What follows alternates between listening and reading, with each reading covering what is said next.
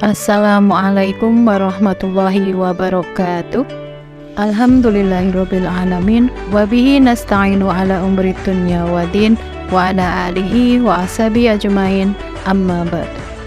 Sahabat Salimah yang dirahmati Allah, seringkali di antara manusia menganggap sebuah kebahagiaan hidup itu adalah dengan kelimpahan materi.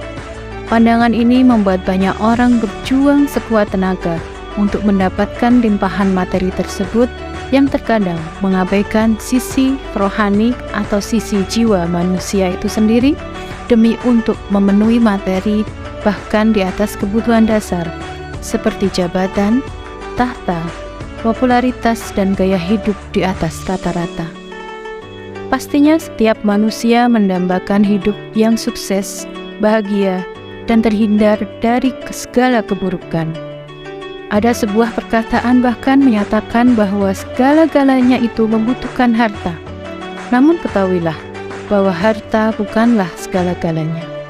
Sesuai dengan konsep dalam agama Islam, bahwa materi bukanlah menjadi ukuran kebahagiaan dan kesuksesan seseorang, melainkan nilai keberkahan dan kemanfaatan dari diri kita itu sendiri, di mana dapat diraih dengan derajat takwa. Sahabat Salimah, tentang derajat takwa, Allah telah berfirman dalam surat Al-Baqarah ayat 183, Ya ayyuhalladzina amanu kutiba alaikumusyiyamu kama kutiba alal ladzina min qablikum la'alakum tattaqun. Disebutkan bahwa kita diperintahkan untuk berpuasa dalam rangka meraih derajat takwa. Lalu kenapa harus dengan berpuasa? Puasa, asyam, yang dalam bahasa artinya menahan diri dari sesuatu. Maka kita diminta untuk menahan terhadap hal-hal yang bisa merusak amalan ibadah kita.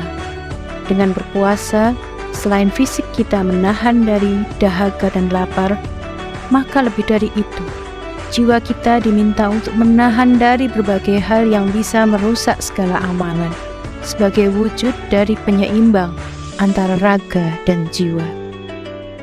Lalu bagaimanakah puasa itu bisa menjadi penyeimbang jiwa? Yang pertama, dengan berpuasa kita menahan dari nafsu syahwat. Ketika seorang berpuasa, maka dia harus menahan tidak hanya sekedar lapar dan dahaganya, namun juga nafsu yang lainnya. Bahkan, jika ada seorang pemuda yang belum mampu menikah, maka disyariatkan dia untuk banyak berpuasa. Sehingga ibadah puasa ini hanya untuk ditujukan mengharap ridho dari Allah Subhanahu wa Ta'ala. Yang kedua, puasa adalah proses melatih dan mendidik diri. Dalam sebuah hadis disebutkan bahwa puasa adalah perisai, maka jangan berkata kotor dan jangan berbuat jahil. Jika ada orang yang mengajak bertikai atau mengejek, maka ucapkanlah, Ana syam, aku sedang berpuasa sebanyak 2 kali. Hadis riwayat Bukhari dan Muslim. Maka dengan berpuasa kita diminta dapat melatih diri untuk bersikap selalu sabar terhadap segala ujian kehidupan. Yang ketiga, puasa adalah pembersih jiwa dan jalan meraih gelar takwa. Ibnu Qayyim berkata, puasa memberikan bias yang luar biasa dalam menjaga anggota badan dan kekuatan batin, serta melindunginya dari kontaminasi unsur-unsur luar yang bisa merusak dan menguasai dirinya. Puasa mengontrol kesehatan hati dan anggota badan, serta membiasakan diri bagi yang berpuasa untuk menahan hawa nafsu. Ini adalah cara terbesar menuju sebuah ketakwaan. Sahabat Salimah yang dirahmati Allah, puasa tidak hanya menjadi penjaga kesehatan fisik, namun juga menjaga keseimbangan kesehatan hati, sehingga mampu untuk meraih sebuah gelar, yaitu sebuah ketakwaan.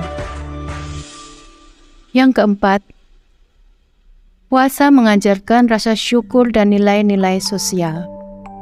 Sebagai makhluk individu, Manusia diajarkan dengan cara bersyukur ketika berpuasa, dari menahan rasa lapar dan haus, dan ketika berbuka begitu bahagianya mendapatkan makan dan minum untuk berbuka. Di saat itulah kita merasa sangat bersyukur atas limpahan rahmat yang diberikan oleh Allah SWT. Selain itu, sebagai makhluk sosial, kita diajarkan bagaimana memiliki rasa empati dan ikut merasakan bagaimana ketika seseorang itu merasa lapar dan dahaga dan dalam kekurangan.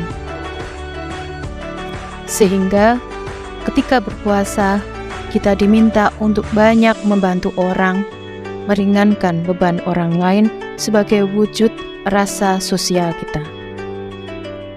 Sahabat Salimah yang dirahmati Allah, itulah serangkaian alasan mengapa puasa tidak hanya bermanfaat bagi kesehatan fisik kita, namun puasa juga akan tetap menjaga jiwa kita untuk tetap di jalan Allah dan mengharap ridho dari Allah semata. Wallahu a'lam bishawab. Semoga bermanfaat. Wassalamualaikum warahmatullahi wabarakatuh.